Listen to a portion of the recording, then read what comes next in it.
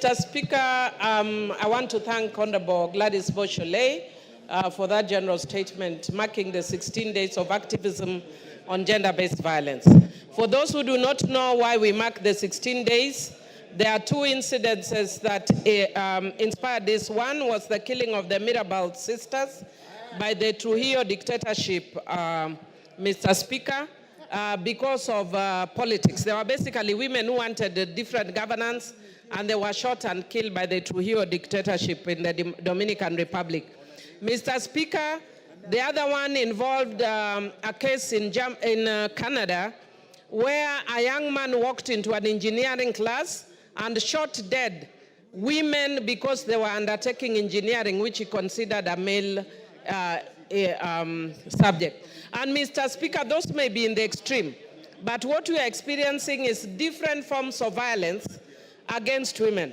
And of course, when we are marking gender-based violence, it's not just about women, but it is both men and women, except that we realize and acknowledge that women are disproportionately affected. Whenever we raise these issues, people normally ask us, why do we keep talking about women? Even my deputy here has just challenged me and said, Millie, this week we are all talking about gender. In fact, I wanted to congratulate Honorable Esther Passaris for her commitment, because she has even been wearing orange. Order, Millie. There's a point of order from Ruku. Mr. Speaker, Millie, she is raising a very important... Honorable Millie.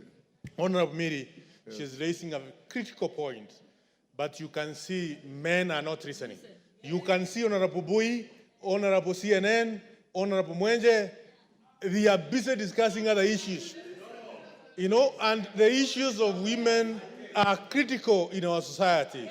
As the end of state said here, when this issue is being discussed here, Honorable Speaker, all men need to be attentive. And it is sad to see Honorable Bui and CNN very busy next to Honorable Millie, yes, when Donya. she is raising a critical point. Honorable Are they in order, Mr. Speaker? Yes, Donya, get the mic first. Is he a God to know what they are discussing? And is even mentioning the names, the electorates are listening, that their members of parliament are idle. Can he apologize, Mr. Speaker? How has he known what they were discussing? Yet they were saying they are discussing about women affairs, how they are promoting the bills, and how they are supporting our speaker in parliament. Can he withdraw and apologize? Millie, gone. Thank you, Mr. Speaker. Mr. Speaker, I can see Donya is a very good student. And she has learned to be heard. You know, in my mother tongue, we say, Teloika or Telokumingat. Leadership is grabbed, it is not given. That is why my book is rigged or be rigged. Because if you don't rig, you are going to be rigged. But that having said that, Mr. Speaker, I just wanted to pick on what Honorable Ruku has said, and I'm glad that he has brought attention to the male members. And I'm glad that it's brought especially to CNN. Honorable CNN, listen to me. Earlier today, we were talking about a member of parliament from Kiambu who said very derogative things about women, or is alleged to have said very derogative things about women. Mr. Speaker, I shared that on my page. And I hope the men in this house are listening. And don't blame women when you are not doing your roles. When I placed this on my page, Mr. Speaker, and I've also seen in the page of Honorable Mayaka, she has shared the same thing. Go and see what young men in their 20s are talking. Toxic. They are celebrating abuse of women, making women look like they are, objects, and actually allowing or encouraging abuse against women. And they are not old men. They are young men in their 20s. And we have been asking the women here that we are empowering young women. What happens to our boys? Can I empower young women, then I come and empower boys and you are in this house? The men in this house empower the boys. They are going astray. You are raising toxic people in this country. And unless, no, it is not us. I want to tell Honorable Osoro, this is a very serious issue, Mr. Order. Speaker. Unless we take this issue seriously, Why would I call anybody Kadadi? But Mr. Speaker, at my age, I'm menopausal. I can't call anybody Kababa. Mr. Speaker, Mr. Speaker, Mr. Speaker, the men in this house need to understand, and I'm not taking this jokingly, our boys are going astray. I had said here, and Esther even said, that during that protest, they are sending us their private parts. A boy who is young enough to be my grandchild. What do I do? No. But us, at least the girls, we are mentoring them. You mentor the boys. Our boys are going off. Thank you, Honorable Gladys. Let me stop there, Mr. Speaker. And Thank you. Yeah. We'll end there on that. Yes, Kwenya, on the same issue? Indeed, Mr. Speaker, I'll just allow me. Yes. Thank you, Mr. Speaker. You know, this is a very important matter that has been brought to the attention of this House, and I really want to thank the Honorable Boss Sholei for the statement. But on the same, Mr. Speaker, issues to do with GBV are not squarely in the purview of our sisters and our ladies. It is a matter that is communal in terms of who should deal with these matters. And Mr. Speaker, I happen to be a father of girls. And indeed, it has come a time that we need to protect the gender that is endangered, that is women. Today we have predators in terms of men who will lure our girls, you know, with cheap stuff, cheap lies, and lead them to danger.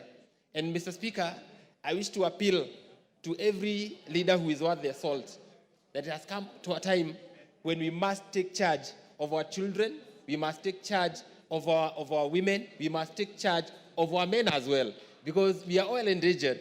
Yesterday, I was looking at some clip of the kind of violence that is meeting both genders, and I mean both genders, so to say. And I thought to myself, as much as we are talking about our women, our girls. Be careful, some of those clips are AI generated.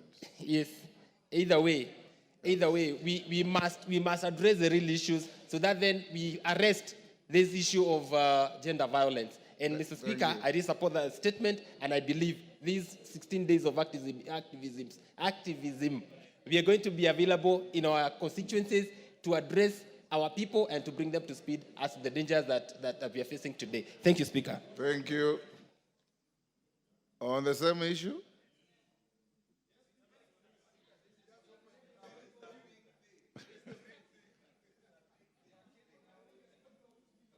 Yes, who is the member at the back? Karima Bishop? Yes. Thank you, Speaker, for giving me this opportunity. The issue before us and the issue as it pertains to our boys and girls in Kenya and gender violence as it is, it should not be separated from the religious aspect of it altogether, because Kenya as a society is mainly a religious society. Over 70% are Christians, and the other, over 25% are Muslims, and then the rest other kind of religions. Speaker, as it is, for those young men and women who attended nursery schools in their churches, they have been mentally poisoned after they left their original backgrounds.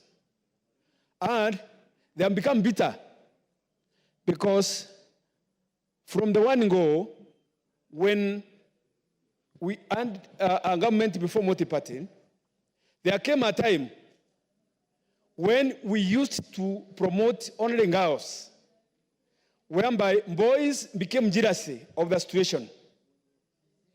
Everywhere, up to and including Meru, there are Moi, Mao and girls, Kapropita girls, everywhere girls, everywhere girls. We forgot about the boy child.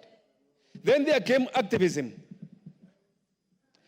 When it came to activism, things were slumped on us as a society, the Kenyan society, and we forgot our culture and background, whereby boys used to protect their sisters in all aspects of life.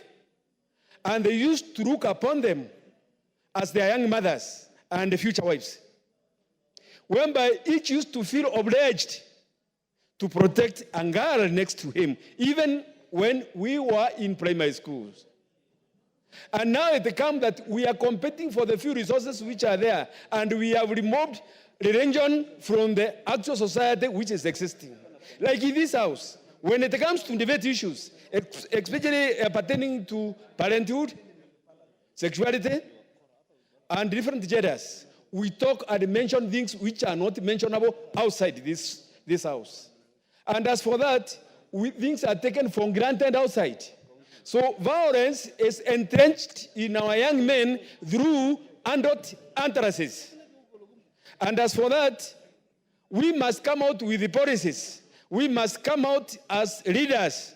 Every meeting we go, every area we go, as we are advocating for SHA and any other government policies, we should be advocating for the protection of girls in our society. Without that one, always, now and then, we are going to be having dumping bodies of young girls. And then the last one, we should consider what is ailing the society that the girls are always being killed by young men and even old men.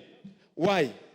The point is that there is that idea of whereby we are not trying to look at the cause of violence in a neutral way, so that at least we should advise our young men, boys and men, that girls are there to be protected. And then girls, what should be done to them? Mothers, you are not mentoring them around to be challenges to men. You should be mentoring them to be respecting one another. Out of that, the society is going to be coexisting in a peaceful way. Thank you, Mr. Speaker. Kemei, 1 minute each. Okay, thank you, Honorable Speaker. And I want to thank Honorable Pose for bringing in this statement. As we campaign against gender-based violence, I stand, Honorable Speaker, to let us know that this is a monster. As much as we are concerned with economic improvement in this country, we should be concerned more about the social.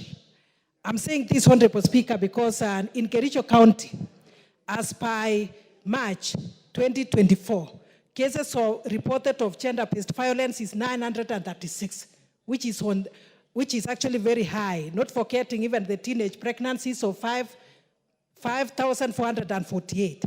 Honorable Speaker, there's this lady who is now in hospital. The husband almost killing her because of what? Change of 336 shillings that she's not given it out. Another one was chopped off her ears. Reason the husband said, she's not listening to me, so I have to remove the ear so that I don't know how she will now listen. Honorable Speaker, the problem that we also have is... Osoro. Thank you very much, Honorable Speaker. Honorable Speaker, also rise to support the statement by the Honorable Gladys Shore, Honorable Speaker. For me, Honorable Speaker, I look at this whole issue largely a morality issue that has been caused by poor parenting and sandwiched to mental health challenges. Because the frustrations out there, people are looking at places they can actually vent to or vent at. And the weaker sex, the weaker gender becomes now the easiest target, Honorable Speaker. But even as we say that, Honorable Speaker, we also need to... Yes, Sholei. Honorable Speaker, thank you very much for this. Well, let me correct Honorable Osoro, who's also my student. Probably you forgot that part of the class. We are not the weaker sex. You see, that's how the bias begins. We may be weak in our muscles, but our muscles are in our brains, not in our hands like yours. I so agree, Honorable Speaker. She just said that they may be weak in their muscles, and that's what I meant, that they are weak in their muscles. And I say that with tremendous respect to my teacher, the Honorable Boss Sholei. Honorable Speaker, it's also a societal challenge. The communal way of rectifying kids or young men and women when they are growing, Honorable Speaker, has changed, has shifted. People are now leaving parenting to churches, leaving parenting to teachers, leaving parenting to, social media. So it's really a big problem that needs a campaign. And I think this statement is timely. Within these 16 days, we need to tell people that parenting is personal. Talk to your kid and make them understand that you need to grow to be a right or upright person in the society. Thank you very much, Honorable Speaker. Thank you. Is that Kiamba? Or is the lady, your hair is so thick, I can't see your face. Oh? Ombaka. Ah, Christine. Yes, it is me. Your hair is Speaker. covering your entire face. Okay, thank you. Thank you, Mr. Speaker, for giving me this opportunity. I think gender-based violence has been with us for years, from time immemorial. And we thought that as we move on to years ahead of us, it should be eradicated. Traditionally, women were looked down upon, they were trodden on, they were beaten, insulted, and mistreated. They never had a chance to actually be included in any positions of leadership and so on. In a modern society, I thought modern men would have learned that women have a right to be protected. But you see young men who are supposed to be modern, who are educated, who are with the times, are the ones who are actually being perpetrators. Your minute is over. Let's go to the next. Innocent Momanyi, member for Bobasi. Mr. Speaker, the genesis of this matter was our culture.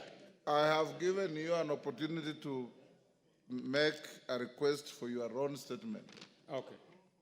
Thank you, Mr. Speaker. Yes. I thought, Mr. Speaker, I wish to make a statement on the passing on of Honorable Andrew Nyananga Rosana, who was formerly a member of Parliament for Bobasi Machoge.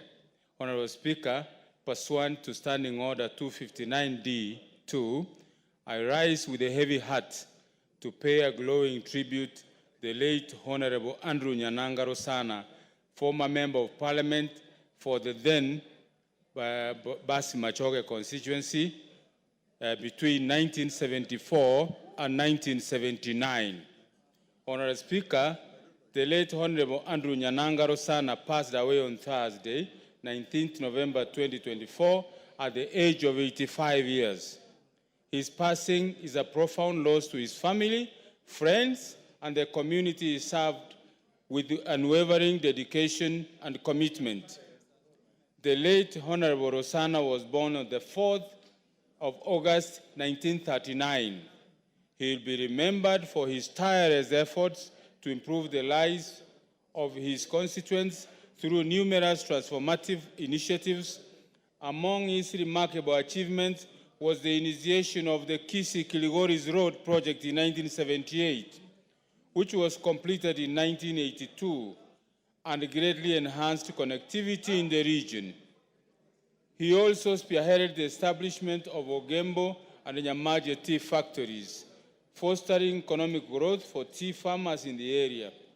Additionally, the late Honorable Rosana was instrumental in the development of critical infrastructure, including Sameta water projects constructed by Isako Company, whose water tanks still stand as a testament to his vision.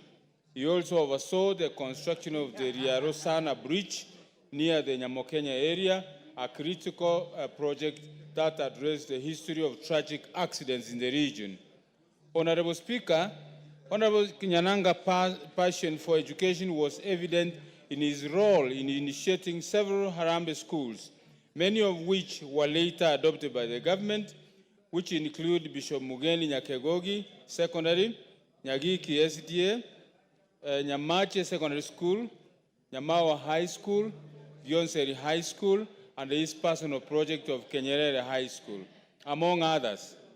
Beyond his development contribution, Honorable Rosana served diligently on the Catering Committee and Speakers Committee, demonstrating his commitment to Parliamentary Service Commission and national progress.